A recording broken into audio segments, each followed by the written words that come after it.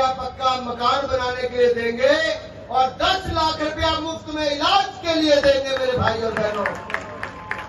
70 साल से ज्यादा वालों को 5 लाख का इलाज केंद्र सरकार की ओर से हमने शुरू कर ही दिया है। और IMD खरखौदा की तरह 10 नए औद्योगिक पार्क बनाएंगे तो हमारे इस क्षेत्र में भी एक औद्योगिक पार्क जब बनेगा तो हजारों लोगों को रोजगार के अवसर हमारे यहाँ पर मिलने वाले।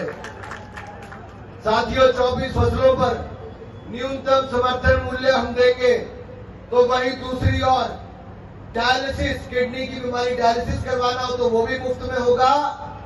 और आपको डायग्नोज अपना जांच करवानी है तो वो भी बिल्कुल मुफ्त में देगी तो भारतीय जनता पार्टी की सरकार देगी। साथियों, अग्निवीर योजना में 100% नौकरी की गारंटी भी और पेंशन की गारंटी भारतीय जनता पार्टी ने दे दी है। और हमने बहुत सारी ऐसी योजनाएं, अंतर्राष्ट्रीय स्तर का अरावली जंगल सफारी पार्क हमारे यहीं पर बनने वाला है। टूरिज्म को भी बढ़ावा मिलेगा और हमारा पर्यावरण भी बचेगा। सभी 36 बिरादरियों के लिए पर्याप्त बजट के साथ छोटे पिछड़े समाज की जातियों के लिए भी कल्याण बोर्ड बनेगा, ऐसा हमारा वायदा है। और मेडिकल और इंजीनियरिंग कॉलेज में भी जो गरीब परिवार के बच्चे ओबीसी समाज और एससी समाज से आते हैं उनको भी पूर्ण छात्रवृत्ति मिलेगी। मोदी सरकार ने SC, ST, OBC के अलावा आर्थिक रूप से जो गरीब लोग हैं उनको भी 10% आरक्षण देश में किसी सरकार ने दिया तो भारतीय जनता पार्टी ने देने का काम किया था। साथियों, मेरा आप सबसे निवेदन केवल इतना ही है कि जिन लोगों ने किसानों की सैकड़ों एकड़ जमीन हड़प ली थी वो हुड्डा सरकार थी। हजारों करोड़ रुपए का उनका मुकदमा चल रहा है।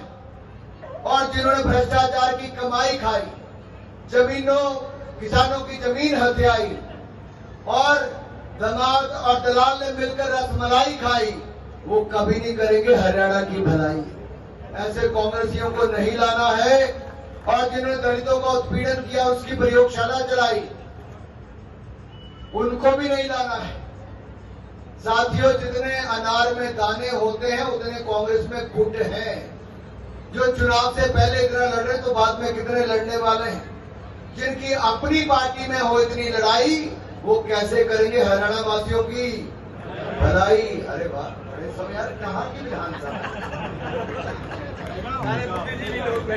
बुद्धिजीवी तो है पर इनको मुझसे पहले कैसे पता, क्या होना पहले बता।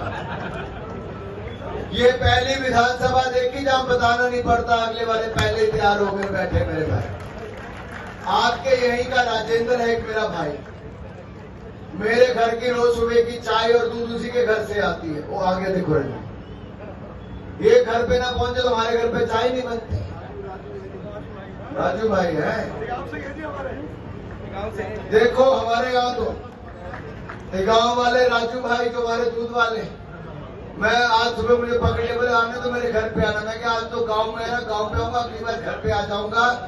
लेकिन हमारे घर तो दूध भाई आपके गांव से ही आता है और मैं तभी आगे कंटिन्यू दूध करूंगा अगर मेरा भाई राजेश ना कर भी जिता कर तगड़े वोटर।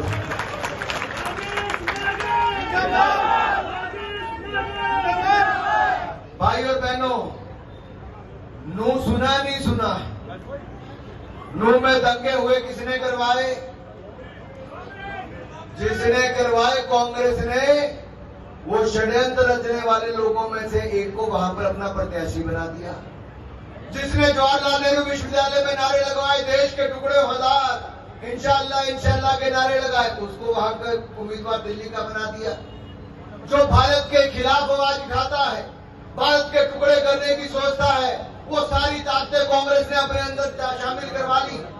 तो हरियाणा जैसा राज्य जहां का नौजवान भारत के लिए मरने मिटने के लिए तैयार हो जाता है, क्या देश के मिटाने वालों को वो वोट देगा? क्या देश के मिटाने वालों को हरियाणा वाले वोट देंगे क्या? अरे हमारे यहाँ के लोग तो देश के मर मिटने के लिए तैयार होते हैं। इसलिए साथ ये कहूंगा, खर्ची पर्ची वाली सरकार वापस नहीं लानी है। बगैर खर्चे के, बगैर पर्ची के भारतीय जनता पार्टी 2 लाख नौकरियां युवाओं को देने वाली है। 2 लाख नौकरियां। और भूमिहीन लोगों को हम 100 गज का प्लॉट दिया है, आगे भी देंगे। बुजुर्गों की पेंशन हमने 3,000 रुपया कर ही दी है, आगे की टेंशन भी दूर कर देंगे। मेरे अभी आगे 2 कार्यक्रम और हैं, लेकिन आप लोग इतनी देर से बैठे, आपने विश्वास दिलाया। और राजेश नागर जी, मैं इतना कहूंगा, ये आपकी विनम्रता, आपकी सादगी और लोगों से मेल जोल आपकी एक बहुत बड़ी ताकत है। अपने विधायक बनने के बाद भी अपने व्यवहार में बदलाव या अपनी एरोगेंस नहीं लेकर आए, इसके लिए मैं आपको बहुत बहुत बधाई देता हूं और सभी कार्यकर्ताओं को बधाई देता हूं जिन्होंने ऐसा विधायक यहाँ पर दिया।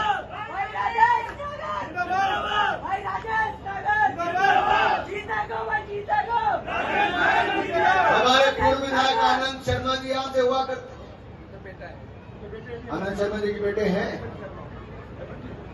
तो आनंद शर्मा जी भी हुआ करते थे। आज राजेश नागर जी, मैं साथियों कहता हूं, ये ईमानदारी के साथ काम करने वाली भारतीय जनता पार्टी और सबके लिए काम करने वाली भारतीय जनता पार्टी है। हम जाति धर्म संप्रदाय नहीं देखते, हम भारत के लोगों का विकास देखते हैं, भारत के बढ़ते कदम देखते हैं।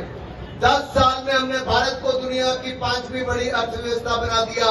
अगले 3 सालों में हम भारत को दुनिया की 3री बड़ी अर्थव्यवस्था बना देंगे और हरियाणा को देश में सबसे आगे चमका देंगे। आप सब कमल का बटन दबाइए, भाई राजेश नागर जी को जिताइए। आप सबका बहुत बहुत आभार। जय भारत, जय हरियाणा। जिंदाबाद के नारे लगे हैं, तो आप चाहोगे इस तरह का माहौल जो हमारे हरियाणा में बने, पाकिस्तान के नारे यहाँ पर लगे और ये लोग जम्मू कश्मीर में जो एनसी के हमारे नेता है फारूक अब्दुल्ला, अमर अब्दुल्ला, उनके साथ हमारी कांग्रेस का गठबंधन हुआ है, अलायंस हुआ है और वहां पर वो अपने मैनिफेस्टो में लिखते हैं कि हमारी सरकार आएगी तो हम 370 दोबारा वापस लगाएंगे। आप चाहते हो 370 वापस लगे? चाहते हो? चाहते हो? और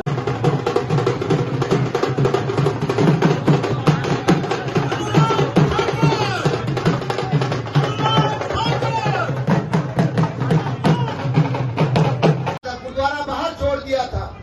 75 साल के बाद नरेंद्र मोदी जी आज देश के ऐसे प्रधानमंत्री जिन्होंने पाकिस्तान में जो हमारा गुरुद्वारा है उसके लिए करतारपुर कॉरिडोर बनाया, तो नरेंद्र मोदी ने आकर बनाया है। मेरे साथियों, मैं दिल से धन्यवाद करता हूं, आभार प्रकट करता हूं और हमेशा नहीं रहूंगा।